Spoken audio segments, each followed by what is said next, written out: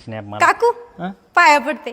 काय तुला मरी यायचा गोळा उठला एवढ्या दिवसाने पाया पडते माया अहो काकू शेवटचं पाया पडते. बाई रोग झाला काय मरते काय तू अहो काकू लग्न जमलंय ना माझं. बाई म्हणून म्हणते बाई शेवटचा पाया पडते हा.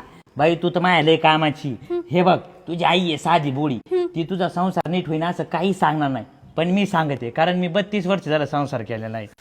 हे बघ घरात असते सगळे चांगले पण सासूले टोल्याची असती तिला ना किंमतच नाही द्यायची. तिचा जर राग आला ना भांडे आपटायचे दाना दन आणि नवऱ्याचा राग आला परत भांडे चापटायचे. कशाला भांडे आपटायचे देवाने पाय नाही दिले का त्याच्या पुढे जायचे आणि पाय आपटायचे मनानेच लाईनी येतो नावरा.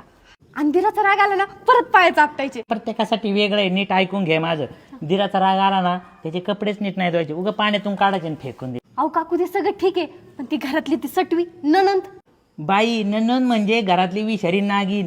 एक वेळेस आहे ना सासूला लांब ठेवायचं पण या पहिल्या ननंदला ठेचायचं. तुला सांगते लग्न झालं असेल तर ठीकच आहे पण लग्न नसं झालं तर माझ्याकडे उपाय ते ऐकून घे.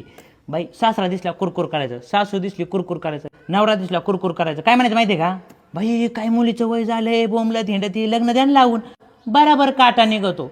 आणि एवढं करून बी ते नाही ना ऐकले. तुला रामबाण उपाय सांगते. दुखायचं नाटक करायचं आणि माहेराला यायचं दुखायचं नाटक करायचं आणि माहेराला यायचं. बाई संसार एकदम नेटका होतं. तुला सांगते 32 वर्ष संसार केलाय त्यातली 30 वर्षे मी माहेराला काढलेत. म्हणूनच काका खुश आहेत नाही का. कोणाची